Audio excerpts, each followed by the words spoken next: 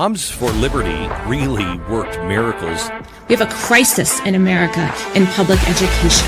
This is the future of our kids and our country. You are joyful warriors. And we are just getting started. Welcome to the Fire of Liberty show. I'm Tina Deskovich, the CEO and co-founder of Moms for Liberty. This is the show where we bring you frontline warriors from across the country, moms and dads that are been forced into this culture war, fighting to save America and defend parental rights at all levels of government. I've got a great guest for you today, but first I want to talk to you for a minute about the Supreme Court yesterday. Breaking news as of yesterday, the Supreme Court released their final rulings for this session, and the one ruling that we were waiting on desperately at Moms for Liberty finally dropped, and we are thrilled and celebrating that the Supreme Court now actually knows what a woman is. So there's a bonus there. That was my comment yesterday. People were, fighting over if it was good enough or not good enough. But I was like, look, the Supreme Court, at least a majority of the Supreme Court, can identify what a woman is. So we're moving in the right direction in America. And just to summarize what they did yesterday is they said states that have said that boys will be in boys sports and girls will be in girls sports. There's 27 of those states that have passed laws recently articulating that. The Supreme Court said they're allowed to do that. Thanks a lot, Supreme Court. We appreciate that. But there's still 23 states that don't have laws on the books that are not protected. That means if you're in one of those 23 states, boys could be in your daughter's bathrooms, locker rooms, and competing against them still in sports. We've got a long way to go, but it's a huge milestone. I think it's going to set the stage for a lot more. There was another case yesterday that the Supreme Court dropped on birthright citizenship, which isn't something we usually weigh into in Moms for Liberty, but our guest today has some opinions on it and experience with it. So we're going to chat a little bit about that today too. So we're glad you're with us. And now I'm going to introduce you to Emily Greenough, who is the chapter chair of Collier County, Florida. So she didn't have to come too far to get here this morning. And we are happy to have you here today, Emily. Thank you for having me. I'm really excited to be here. I am happy you're here. We're going to have a good time today. Okay. First, let's talk about these Supreme Court cases, and then we can dig into what it's like to be chapter chair, a little bit about your family, leadership, and some other things. So start with these Supreme Court cases. First one up is I want to talk about is the birthright citizenship, because it's not something we usually talk about at Moms for Liberty, like I said. And it's kind of important to you. And I've picked this up. A, I didn't know this. You were born in Brazil. Yes. So we could start there. Yes. And then B, you have the story about your Spanish class in high school, which I thought was fascinating. And then you've got these family members that are from Brazil. And so you've experienced a lot of this. And so your initial thoughts on the ruling yesterday. I'm disappointed. I know it's a big deal, but I just think it's so simple. We're one of the handful of countries who still allow birthright citizenship just by being in the United States. And I just don't think that's fair. So ultimately you want to see it changed? Yes, I do. So it's in the Constitution. I mean, it's the 14th Amendment. Correct. And so, I love President Trump, support him in all he does. But when I'm, not a constitutional attorney, and this isn't our area of expertise at all. But when I look at it, I'm like, well, it's kind of in the Constitution. So I think we might need a constitutional amendment if we want to fix it, not just an executive order. Well, the Constitution was about slavery and allowing slaves to have equal rights like everybody else in the United States. And I think they've twisted it and manipulated it to what it is today. That makes sense. And so context of why it was created, I think is important. But here we are. I mean, I live in Florida. I actually know people whose parents came over on rafts from Cuba. Yeah. Literally on floating on a raft, arriving to become, put your foot on the land to become citizens. So we've got a lot of these nuances in America because we want people, we want people to be able to be Americans. If you want to be here, if you're willing to float on a raft over the ocean, but we have to have laws. Yes. And we have to have legal immigration. Yes. And so tell me a little bit about your family. So they've legally immigrated, they've given birth and became citizens because they had children here. How has this happened for you? So like I said, I was born in Brazil, but my mom's American.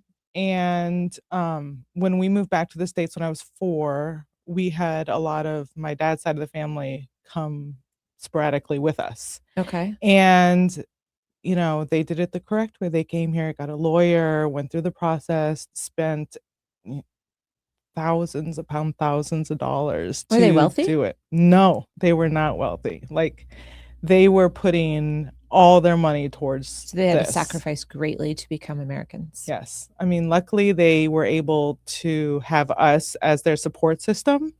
My aunt and my uncle lived with us for a time, so that helped. But, they're all proud Americans now. They all have their citizenship and they have kids and businesses.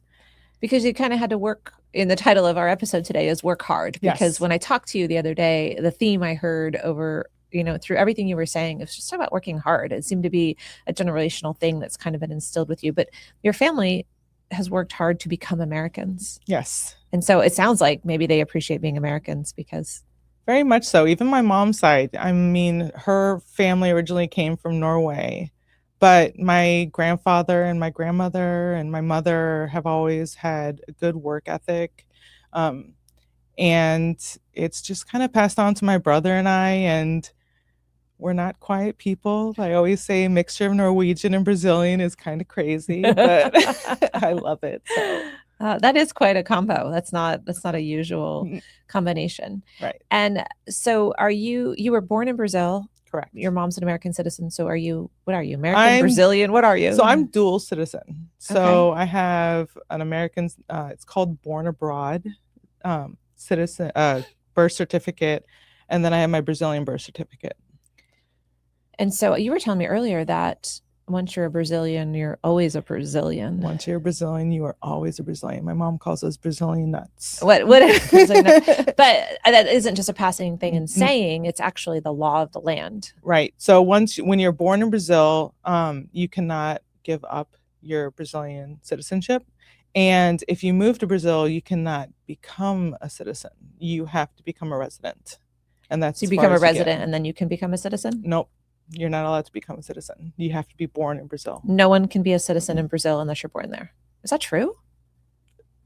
Yeah. I mean, my mom's tried to get citizenship and residency is as high as you can get. Interesting. Yep. They take it seriously. That's fascinating. And then I was reading that in Brazil, you mentioned this, and so I went and read up on it. You have to vote. It's the law. You get penalties. Brazil's a big country. There was a lot of people in Brazil. This isn't some remote country with 500,000 people. Brazil's a big country. Big country. And it's the law that you have to vote. You have to. What do you think about that? I don't think it's a great thing. I don't think you should have to vote if you don't know what you're voting for. And if you're going to be penalized for it, I think that makes it even worse because you're willing to, unfortunately, just vote for whoever's on the ballot. First name, first whatever. And I don't think that's how it should be. I think you should be a little bit more educated on who you vote for and where you stand. Do you think it makes more people become more educated? I'm sure they did it because they wanted the citizens to participate in electing their leaders. So I'm sure there's some good reasons behind it. But do you think it forces more people to be active and engaged civically? No.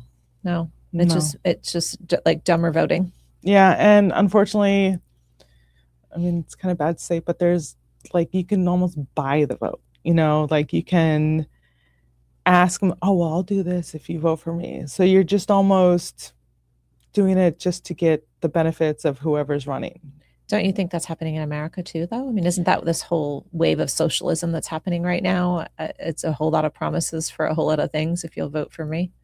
Probably, but well, it's definitely what they're doing. But in Brazil, they request a little bit more upfront. Okay. And here, they're promised a lot, Yeah. And unfortunately, they don't get what they want. Fascinating. Okay, let's move on to the other Supreme Court case we talked about, which is the Title IX, the protection of girls sports, girls spaces. So Title IX was like 1979, as we all know, but for those listening that may not be familiar, and it basically gave girls equal opportunities for sports and protected their spaces. And the Biden administration just rewrote it. It was a law passed by Congress, and the Biden administration just said, we're gonna rewrite this. And a gender identity is however you identify is where you can play sports and where you can change in the locker room and use restrooms. And I mean, I think everyone's familiar now with what's happened. And so the Supreme Court said yesterday, states that are trying to now protect their girls can do that. Thank you, Supreme Court. I think it's amazing that it's taken the Supreme Court to have to do that. I mean, it just blows my mind that this is where we are in society, where we need the Supreme Court, which, remember, one of their members isn't a biologist, doesn't know what a woman is. So I'm kind of surprised. Well, she did not support yesterday, so she was in the dissent for sure. But it's just, you just kind of have to like pinch yourself, be like, is this where we are in this sort of, in the U.S., like where we don't know what is a what? It's just crazy. 23 states still don't, but we have hope, and that just means the grassroots game has to get stronger. I mean, yes, lawsuits need to happen, public. Coming out, girls have to be brave, and parents need to support, and coaches need to stand up. And it's time to throw the bums out that are in office that are supporting men competing against women. Yeah. For many things, just not that. Yeah. You need to stand up. You have children, right? I have 2 boys. Oh, 2 boys. So yes. No daughters. So no. Are you going to let them, when they get older, compete against girls? No, they will not be competing against girls. Or change in a locker room with girls. No. Can you imagine? No, I can't. It's so absurd. It's so crazy. All right, let's talk about your chapter. Oh, okay. Your chapter chair. How long have you been chapter chair? It will literally be, 2 years this month. Congratulations. Thank you. Happy anniversary. Thank you. And you like it? I love it. I definitely didn't go into this organization thinking, oh, I want to be chapter chair, I want to lead. I just wanted to be part of the fight. And our previous chapter chair, Yvette, said, no, you'd be great at this. Yeah, Yvette Benaroche. Let's just give her a shout out. Yes. I've tried to get her on here. She won't drive over. Oh. Can you take care of that, please? She got elected to the state house in Florida, and she's killing it up there. So she told you you'd be great at it. Yes. So when we first went to our first meetings, I just wanted to kind of be in the back. I literally sat in the back, and she called me a couple weeks later and voluntold me to be secretary. That is the best kind of leader. If you can voluntold people and get them to actually do it. Yes.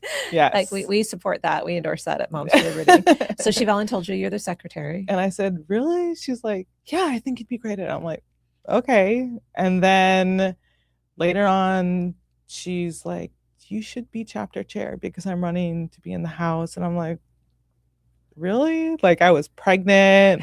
I went home and talked to my mom about it. And she's like, well, you have a lot on your plate. I'm like, yeah, but what do you think? She's like, if this is what you want, do it. And so I ran, I won, and here I am. 2 years later, still serving. Yes. And what do you think about your chapter? You guys have a good functioning chapter? Like what?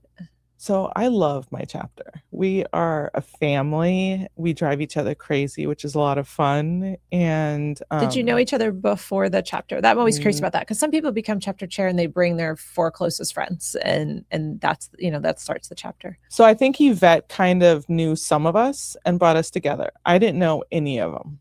Really? And yeah, but all of a sudden we just all became talking, and we're all friends, and we have like these text feeds between all of us, like one of them, shout out Golden Girls. But it's just a lot of fun, and we're just family. My kids have grown up with them, and they just love each of the girls. And yeah, so you invited me to speak at an event a couple months ago over there in your county, and I'm walking up from the parking lot, and I see your baby, like 3 older ladies, I think. But I saw a Moms for Liberty shirt, and then I see a baby, and they're like, baby's going away, and I'm like, isn't that Emily's baby? Like, all over the place. And then later when you were on stage, I see 2 other people holding your kid, your baby. Like, I'm like, what is going on around here? Yeah, they just, they're really supportive of all of it. We say that my 6-year-old, just turned 6, is my vice chair because I don't have a vice chair. And then, well, he's vice. And then my 2-year-old, he's our little mascot. Yeah, he's cute too. He's a pistol. He's adorable. But yeah, I mean, we all kind of rally together. Like that day, I'm like telling my secretary, I'm like, you're going to have to go up there for me. And she's like, no, you got this. We'll figure this out. So it is definitely a bunch of moms who really love each other.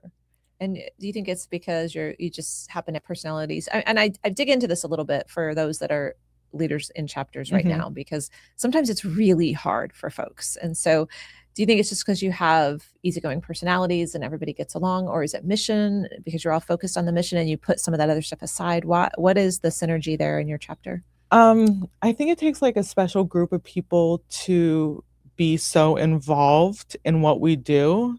It's just like a different brain wave or whatever. And being that we're all about the mission helps us help each other. And like, stop being a brat, it's for the kids. Okay, yeah. I'll stop. Yeah, exactly. And we're all very type A personalities. Oh, and you get along okay? Oh yeah, like there's moments where we're just like texting or joking around, and it kind of like, it's hilarious. Being type A with a bunch of type A women is hilarious. That could be a lot. It could be a lot of conflict. It really but could be fun conflict. Okay, it's all fun. Right. It's fun. It's good. And so let's talk about your mom a little, because she, you said she encouraged you, if that's what you want to do. And you've alluded to her a couple times. So my mom is amazing. She is definitely my biggest fan.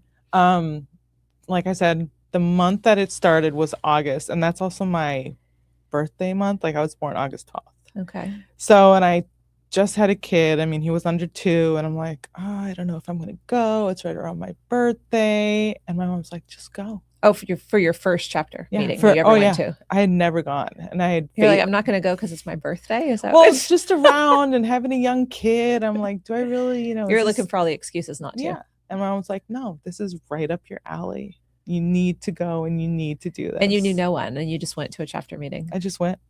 I just went. How'd you find out about it?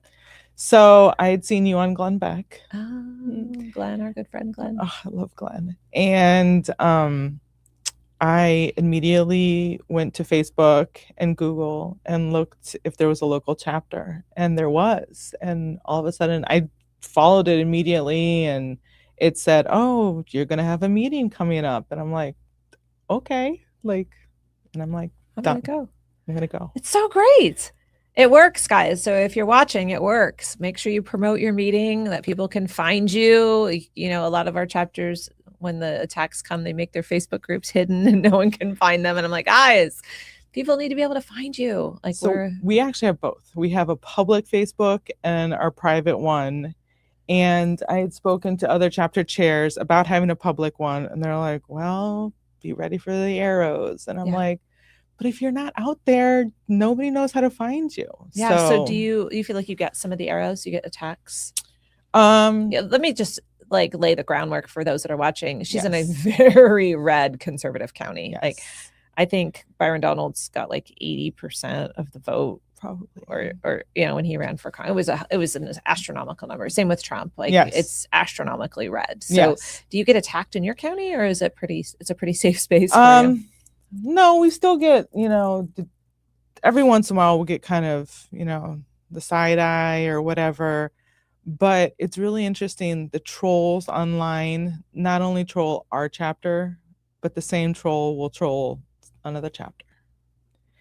Like near you, or just locally, or even in other states, like the same person. So, I mean, we're lucky we're in a red county, but there's still. You still get trolls. You don't care. I don't care. Where do you get that attitude from? How do you build up the I don't care attitude to the haters? I'm doing it for the kids. My mom and my grandmother were super strong, and my grandmother would always say, I don't shivagit. So I don't what? I don't shivagit. I know. So that's hold on. Is that Is that swear jar? Is that swear jar worthy, you think? Oh, somebody put coins in here. We got coins. What is that? Like little a half words. of a Those swear are word? for little words. Little words. Those are like shivagate words. Oh, is that okay? You need 50 cents for There you that? go. There. Oh, that's a great word. And so this is your grandmother? Yes. And she would say, I don't shivagate. I can say that. It's not You a can cuss say word. that. That's gonna be my new MO around here. And so you grew up hearing that. Yes. And my mom, she would always tell us, work hard, do what you need to do. And we would go back to Brazil during the summer, and she's like, and we'll just go and have fun. So work hard, put in your hours at school, and then we get free time. So that's they've all just been super strong women. And my grandfather was amazing, and he literally worked until he died. So you've had great examples. Yes. All right, we're going to take a break for a second and talk about our good friends at Patriot Mobile. If we can get the ad up on the screen, please. I am going to share with you a message from our good friends at Patriot Mobile. So many brands today claim to stand for American values, but most of the time it's all talk and no action. That's what makes Patriot Mobile different. For more than 12 years, Patriot Mobile has been living their values and standing in the gap for every American who believes freedom is worth fighting for. Their business was founded on a simple conviction. If culture is being shaped through commerce, Americans deserve a real conservative alternative. Today, Patriot Mobile is America's only Christian conservative wireless provider, offering premium priority nationwide service on any of the 3 major U.S. networks with unlimited data plans, international roaming, and 100% U.S.-based customer support. And with Patriot Mobile, you can have 2 separate networks on one phone, giving you unmatched coverage and peace of mind you can't get with other carriers. Besides the great tech, what truly sets Patriot Mobile apart is their mission. Every year, Patriot Mobile contributes millions to organizations defending free speech, religious liberty, and the sanctity of life, the Second Amendment, and America's future. Patriot Mobile isn't sitting on the sidelines. They're on the front lines fighting for our freedoms. Join the movement today. Go to patriotmobile.com/M4L or call 972-PATRIOT. Use promo code M4L for a free month of service. That's patriotmobile.com/M4L or call 972-PATRIOT to make the switch today. Emily, do you have Patriot Mobile? I don't, but every time I'm like, I need it. Well, the marketing rule is 7 times. You have to hear it 7 times. And so I don't know how many times you've heard it, but if that's number 7, then you need to go home and get Patriot Mobile. I'm on Patriot Mobile, and it's wonderful. They are helpful, and you call, you get an American to answer the phone if you have a problem, who helps you right away. And I use the AT&T service network through them. And so nothing changed for me. Oh, nice. Yeah. And then you support them. And they are like one of our biggest supporters. So, you're giving back to an organization that's giving to the organization that you volunteer for. Well, I went to a TPSA event and got a shirt and wear it all the time. So a Patriot Mobile shirt? Oh, yeah. Oh, that's good. Yes. Yeah. We love Glenn and Jenny over there and the whole team. They're good people. So let's get back to our show. I'm Tina Deskovich, the co-founder of Moms for Liberty. My guest today is Emily Greenough. She is the chapter chair in Collier County, Florida. We've been talking a lot about immigration, which isn't usually a Moms for Liberty topic, and Title IX because of the Supreme Court ruling yesterday, and about Emily's chapter and how it's like a family and they support her and her mom and her grandma. And I think the best line out of this episode so far has been, You have to say it. Shivagate. I don't shivagate. It's so great. I think maybe that's like one of those small words that needs a quarter in the swear jar. Probably. Yeah, it's not too bad. All right. Let's get back to it here. Let's talk about Moms for Liberty as a whole. Like you were telling me earlier this morning that your chapter loves to wear the gear, and you've got your pin on, I think, over there. But I can't see I got the both of microphone. them. I got both of them. Yeah. And you seem to have an affinity for the organization as a whole.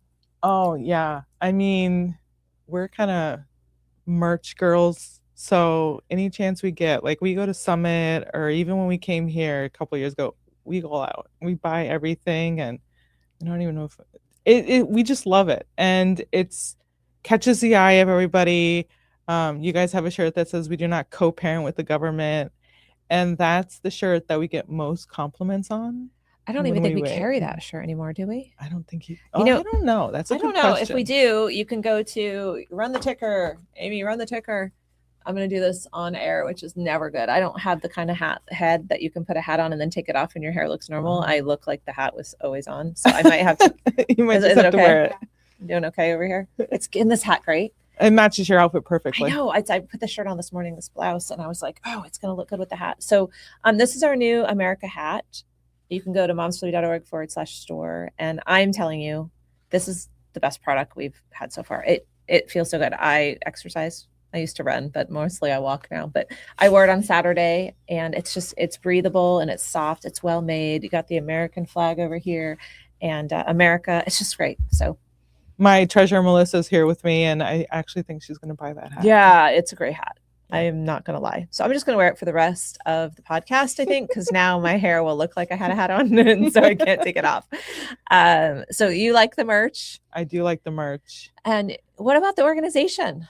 I love the organization. So, me too. I do too. I know, right? Yeah. I love it that every time I see the girls or talk to the girls, there's like this real sisterhood. Do you mean the people in your chapter? Because you said they're like your no, family. like national, like Okay. like other counties, other chapters.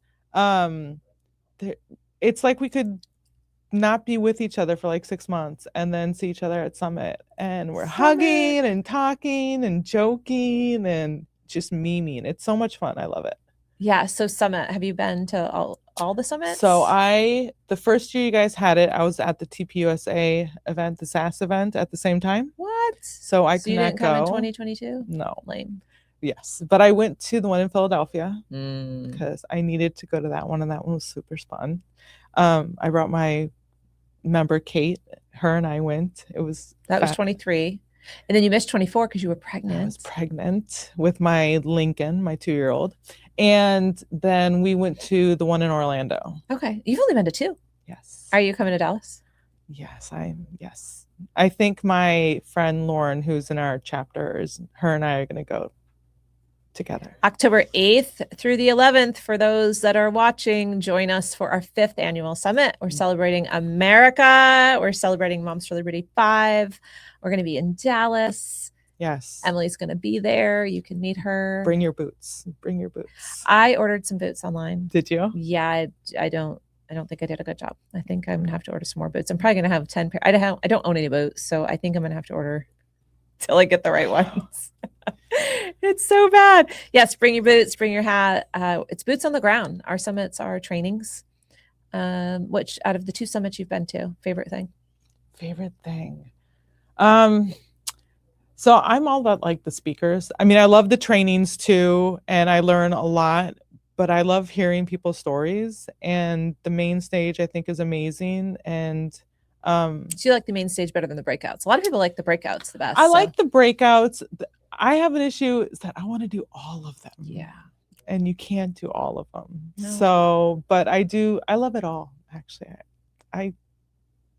It's just right up my alley. You know, we're those type of people who this is what we love to do, and we will go out of our ways and to do it. Yeah. You know, there's like this percentage that they say like people only spend like a couple of minutes a day talking about what we talk about on a daily basis. And that just blows my mind because I talk about this all the time. We're texting each other about things that need to be done or stories in the news. Like, so civically engaged. You're very saying like, civically engaged. Yeah, and our summits are just everybody is 100% game on, civically engaged. It's Yeah. so fun to be with your people. Yeah. So, of your favorite speaker of between 23 and 25? So I have a couple. So Okay. we were lucky in Philadelphia to have all the presidential candidates, which Yeah. I think is amazing. I mean, Donald Trump, perfect. But I am a huge Glenn Beck fan, and I was blessed to go to Ellis Island. So that was amazing. Did you get to meet him, picture with him and all that, or no? Yes. Okay, So I good. met him originally at an event we had in Collier County, and we got to speak a lot. So when I saw him at Ellis, I just went up and said, "Hi, do you remember me?" And he's like, "Yes." He's amazing. So, That's and great. Prager, when he spoke in Philadelphia, Dennis Prager, yeah, did a he great was job. amazing. He's still recovering. I know. We've had some big losses in the conservative movement with leadership lately. Yeah. It's really kind of sad what's happening. It's sad. Yeah. So go to momsliberty.org/summit26 to get your tickets to Summit. Yes. We want to have you there. Right now, the early bird special is running. Yes. And actually, we're going to take another break. I know we just took one, but since we're talking about Summit, I wouldn't expect to talk about that. We've got a really great video to show you. Janelle, who works on our team, she just made this with no one told her to make it. No one gave her instructions. She didn't ask permission, which is probably the smartest thing around here because I'm always like, no. It's the type A's. Yeah. It is. Did you see the video? I love it. Oh my gosh, we're going to play it for you. Let's cut to the video. Hey, Mom. Yes? Summit tickets are on sale. What? Summit tickets are on sale? Sun's up, it's a little after 12. Make breakfast for myself, leave the work for someone else. People say that it's just a phase. They tell me to act my age. Well, I am on this perfect day. Nothing standing in my way. On this perfect day, when nothing can go wrong. It's a perfect day. Tomorrow's gonna come too soon. I could stay forever as I am on this perfect day. Can you even believe that Janelle put that together? She, like on her own accord, on her own time. She's like, my kids helped me. I'm like, that's amazing. It's amazing. That's really, really great. So that's the kind of people we have at Summit. So we hope you'll join us. Again, momsliberty.org/summit26. And now in this last segment, we're going to talk about endorsements. Yes. This is something I'm passionate about. Ran for school board twice, won once, lost once. We developed a whole program. Have you guys had a winning workshop there in Collier County? We have, yes. We actually had one a couple months ago. So winning workshop is to help candidates and chapter members learn how to run for school board on a small budget and how to really win the grassroots way. How did that go for you, the training? It was amazing. Our candidate who we endorsed actually came to it with other members of his campaign/friends. And they were truly impressed. Erica did an amazing job, hit all the points, and she was just great. That's so good. And so you guys, this is your first time endorsing was this year, correct? Yes. And why? Like, was this, did it fall in your lap? Did you go find the candidate? Did he come to you? How'd that happen? You know, our board decided that we wanted to endorse this year because we don't want to be fence sitters. We wanted to actually help choose who was going to make our decisions for our kids instead of letting them be elected and then working with them later. You know, I think it's important to be at the beginning of the race instead of just kind of like halfway through it. I love that. You want to build the relationship early. Yes. Right? Because one of our values at Moms for Liberty is building relationships. We know how important that is to be successful in the advocacy work. So you sought him out or he came to you for an endorsement? Do you remember? So he, I think he sought us out and he had supporters who were Moms for Liberty supporters. Okay. So they definitely thought that it would be good for him to have our endorsement. And he filled out, so what's the process of endorsing for those that are maybe a chapters out there and they're like, oh, we might want to endorse. How hard is it? And what do you have to do? And so we send each candidate a list of questions. So they have to tell us, you know, where they're running, what district, kind of the basics. And then we do an interview. And we as a board decided to do our board have the interview instead of the whole chapter.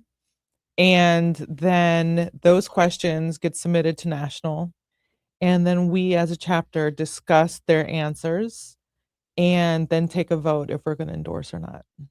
And so you did this. We did this. Was the interview hard?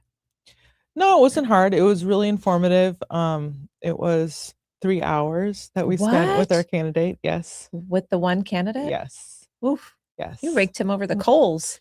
Well, my secretary Alice did a very good job on Yeah. asking questions. Wow. Yes. And I had my kids with me in the other room playing. So definitely grassroots family oriented. Yes. So then the next meeting we had, our next monthly meeting, we went through and discussed all of his answers.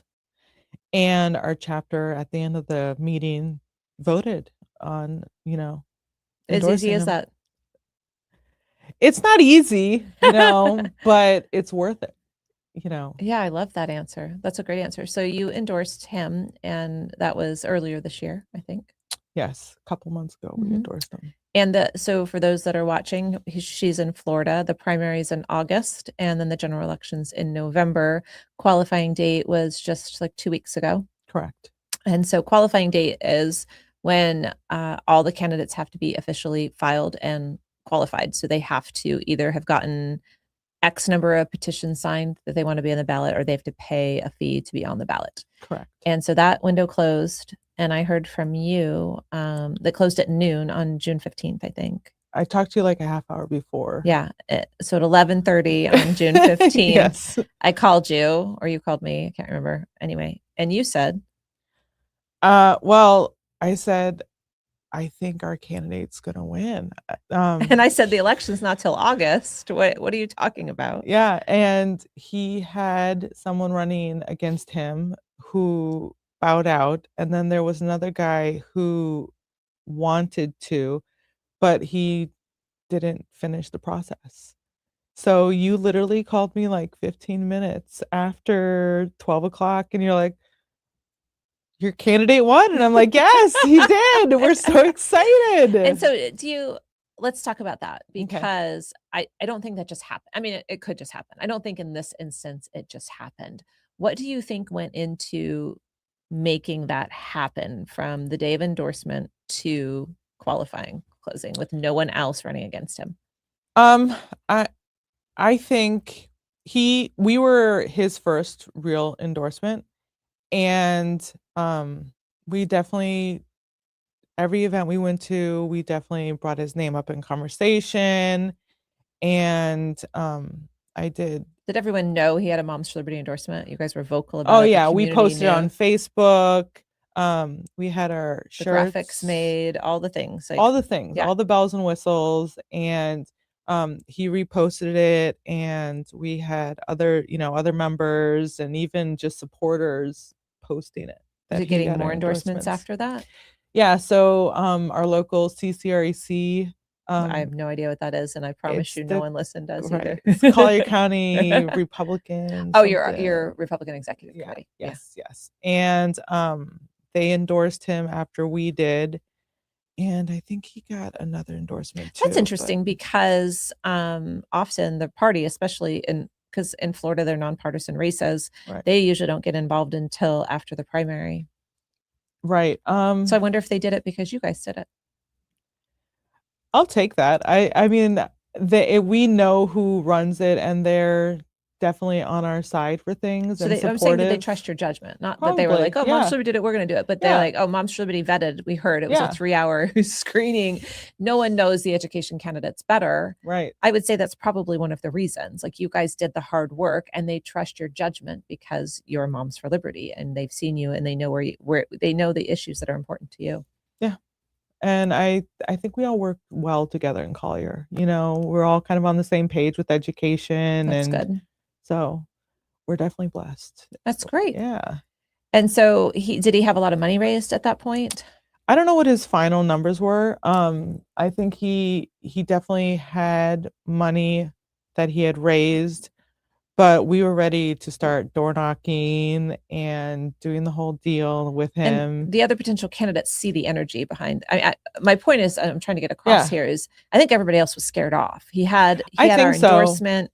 He saw the team that was ready to come behind him, his own campaign team, Moms for Liberty, other organizations that got behind him. I don't have any idea how much. I'm assuming he raised some funds. That always scares everybody off. I promise you, candidates are checking, and all the political pundits and parties are checking every candidate, what they've raised, whenever the reports have to be filed, everyone starts logging in and seeing how much this person raised, because money wins these elections. And It's amazing how much money you need to win the elections. and people around the country wouldn't understand that about Florida, because our school districts are the size of a county. Right. And so, you need at least $50,000 here to run for school in board. our county, it's $250,000. $250,000 to run for school board. I've heard that from several of our That's candidates. insane. That's crazy. Yeah. Yeah. When I ran here in Brevard, I had 40,000.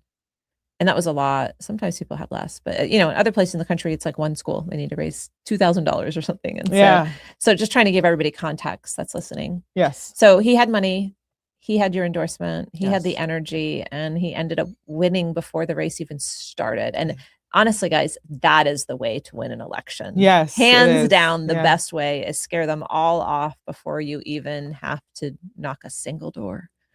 So congratulations. Thank you. I heard you guys might be having a win party or something. Is that true? I hope so. We definitely need one, Yeah. Are you going to wait till election night, or are you going to do it now? So our county is seasonal. So we were thinking of doing it more when season starts up, so that everybody can be a part of the celebration. It's a good idea. Yeah. That'll be fun. Yeah. And we actually have another candidate who we endorsed who does have someone running against them. But, boots on the ground, we're going to get it done. Yeah. You're going to knock doors? Yes. Oh, it's excellent. Summer heat, we're going to get it done. Oh, there's nothing like it. There's nothing like it. I've done it twice for myself. 8,000 doors my first election. So it's great. Congratulations. Let me know if Yeah. you need us to come over there and help you knock some. Oh, for sure. It'll be fun. So would you recommend other chapters to endorse? Yes. Why? Because it's important. Like I said, you want to be at the starting line, make the decisions, really pick someone who has the same background and ideas that you do for your children.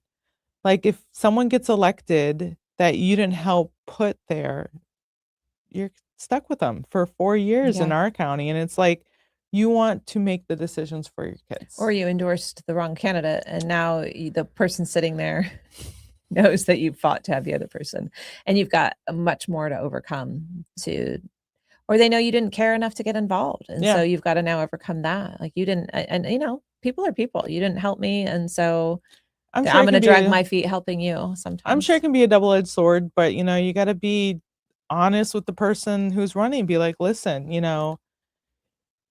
this is what we want in our school systems. This is what we need. So even if I didn't endorse you, this is what I want, and let's make this happen, and it's great. Yeah. All right. So we're going to wind this episode down, but we always end with the big question. You ready? I'm ready. What is a joyful warrior to you? Someone who stands on their convictions, but we're always wearing a smile. Like anytime anything happens, you just got to remember, back of your head, you can be thinking what you want, but always have that smile on your face and just think, how can I fix this or make it work better for me? Yeah. Perfect. Simple. Doesn't need to be that complicated. No. Smile. No matter what's going on in the brain, just smile and move forward with conviction. Yes. I love it. All right, Emily, any last final closing words before we wrap it up? See you in Texas. I love it. See you in Texas. And that wraps up this episode of the Fire of Liberty. My guest today is Emily Greenough. She is the chapter chair of Collier County, Florida. I'm Tina Deskovich, CEO and co-founder of Moms for Liberty. This is the Fire of Liberty show, live 10 a.m. every week on all your social medias, and you can find it afterwards on Apple and Spotify. Please, please, please go give us some 5 stars and write a review. Share this episode, any episode with your friends. Help us grow our audience. These ladies and gentlemen that we have on this podcast are doing the front lines work to save America, and their stories deserve to be heard. So until next week.